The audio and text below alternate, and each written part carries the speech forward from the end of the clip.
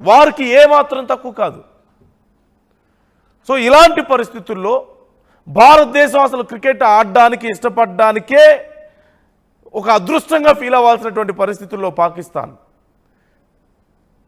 భారతదేశంతో ఆడితే highest ratings ఉంటాయి. వేరే దేశాలతో ఎక్కడ ఆడినా పెద్ద రేటింగ్స్ ఏమి ఉండవు. మరి భారతదేశానికి ఉండదా? పాకిస్తాన్తో ఆడితే ఉంటాయి.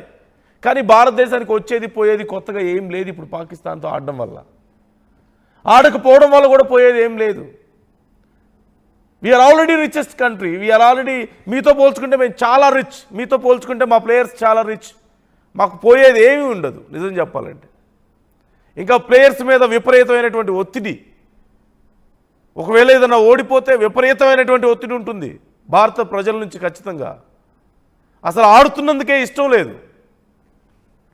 సో ఈ తాటాకు చప్పుళ్ళు ఇవన్నీ భారతీయుల్ని భయపెట్టలేవు, భారత ఆటగాళ్ళని భయపెట్టలేవు. దీనికి సంబంధించి ఖచ్చితంగా వెనక్కి తగ్గే ఆలోచనలో భారతీయులు లేరు, భారత ఆటగాళ్ళు లేరు. ఏం జరగబోతుంది? ఏం చేస్తారు? నిజంగా పాకిస్తాన్ బాయ్కాట్ చేస్తుందా? చేస్తే ఎవరికి నష్టం? ఆల్రెడీ మనం మాట్లాడుకున్నాం.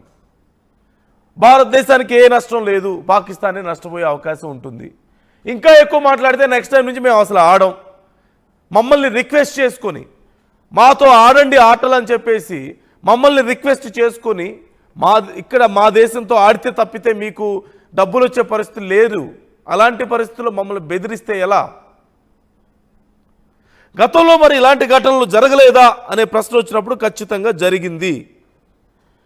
ఎప్పుడు, ఎలా జరిగింది అనేది ఒకసారి మనం చూస్తే 2023 వింబుల్డన్ మహిళల సింగిల్స్ మ్యాచ్ తర్వాత బెలారస్ ప్లేయర్ విక్టోరియా అజరెంకాతో షేక్ హ్యాండ్ ఇవ్వడానికి ఉక్రెయిన్కు చెందినటువంటి స్వితోలినా నిరాకరించినట్లుగా తెలుస్తోంది.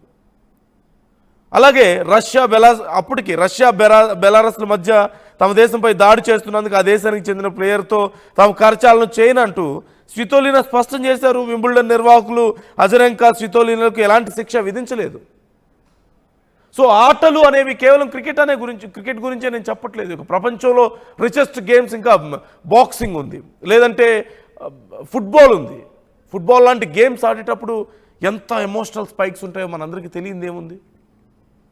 బాక్సింగ్ లాంటి గేమ్స్ ఆడేటప్పుడు ఆయా దేశాల అభిమానులు ఎంత ఉత్కంఠగా ఉంటారో మనకు తెలియదే ఉంది. So it's not just a sportsmanship అనే దాన్ని పేట్రియాటిజం నుంచి పక్కకు తీసుకురాలేము. ప్రతి ఆటగాడు ఒక పేట్రియాటే. ఖచ్చితంగా దేశభక్తి కలిగి ఉండగలిగినప్పుడే దేశం కోసం బలంగా ఆడగలుగుతాడు. కేవలం డబ్బుల కోసం ఆడే ఆటలు కాదు ఇవి. ఇట్స్ నాట్ జస్ట్ గ్యాంబ్లింగ్, ఏదో పేకాట ఆడుకోవట్లేదు కూర్చొని.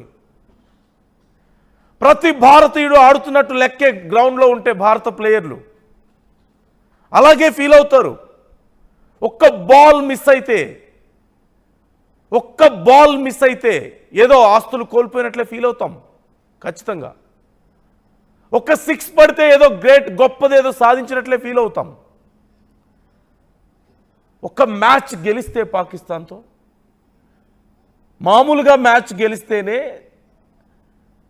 పండగ చేసుకుంటాం. మ్యాచ్ ఓడిపోతే తినడానికి కూడా మాకు సహించదు, ఫుడ్ వెళ్ళదు, మాకు అరగదు. నిజం చెప్పాలంటే ఒక రకంగా కష్టంగా ఉంటుంది. స్కూల్ పిల్లలు ఏడుస్తుంటారు కూర్చొని, కాలేజ్ స్టూడెంట్స్ కానీ పెద్దవాళ్ళు, వయసుతో సంబంధం లేదు, ఎవ్రీబడి గెట్ అప్సెట్. అదే మ్యాచ్ గెలిస్తే అదొక పెద్ద పండగ.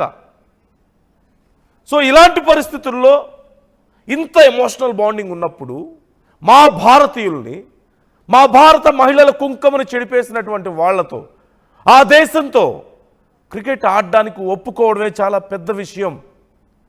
మా భారతదేశం మీద అణుబాంబు వేస్తామని బెదిరిస్తున్నటువంటి దేశంతో, మా భారత జలాల మీద మేము ప్రాజెక్టులు కట్టుకుంటే ఆ క్షిపణులతో కూల్చేస్తామని బెదిరిస్తున్న దేశంతో, మా భారత జవాన్ల ప్రాణాలు ప్రతిరోజు బోర్డర్లో అనేక మంది ప్రాణాలు తీస్తున్నటువంటి దేశంతో, రక్తం చిందిస్తున్నటువంటి దేశంతో అసలు ఎందుకు ఆడాలి మ్యాచ్?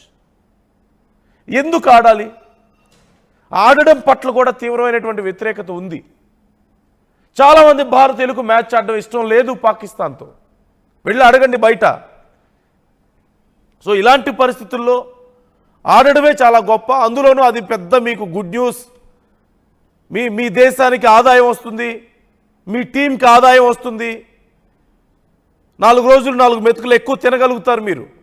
ఇప్పటికే అమెరికా లాంటి దేశాలను, చైనా లాంటి దేశాల దగ్గర భిక్షాటన చేసి మీ నాయకులు డబ్బులు తీసుకొస్తున్నారు, అది మర్చిపోవద్దు. భారతదేశం లాంటి గొప్ప గొప్ప దేశాలతో మీకు భారతదేశం చాలా గొప్ప దేశం ఖచ్చితంగా. Not just another country, neighbour country కాదు, ప్రపంచంలోనే గొప్ప దేశం. అలాంటి దేశంతో మీరు క్రికెట్ ఆడడం అనేది మీ అదృష్టం.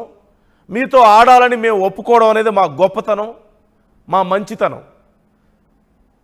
సో ఇలాంటి గొప్ప అవకాశాలను వదులుకోవడం తప్ప ఇంకేం ఉండదు. పాకిస్తాన్ ఒకవేళ ఇలాంటివి నిర్ణయాలు తీసుకుంటే, ఇలాంటి చిన్న చిన్న విషయాలు కలిగితే మీ కడుపే మాడుతుంది, మీకే నష్టం జరుగుతుంది. పాకిస్తాన్ క్రికెట్ బోర్డు పరిస్థితి ఎలా ఉందో ఎవరికి తెలియంది కాదు. One of the most poorest board అది. ఆ దేశం అయినా అంతే. సో ఏ రకంగా చూసినా భారతీయులు చేసింది తప్పు కాదు. ఖచ్చితంగా చాలా గొప్ప పనే చేశారు. ఇలాగే కొనసాగుతారు.